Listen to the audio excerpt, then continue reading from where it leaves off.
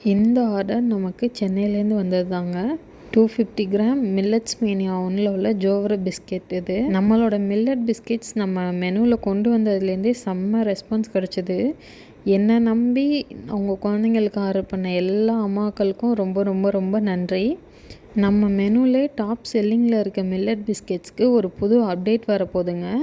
அது என்னென்னு நான் நெக்ஸ்ட் வீடியோவில் சொல்கிறேன். இனிமேல் மில்லட் பிஸ்கெட்ஸில் தனித்தனியாக கம்பு பிஸ்கெட், சோளம் பிஸ்கெட், இல்லை சாமை பிஸ்கெட் அப்படின்னு எதுவுமே இல்லை.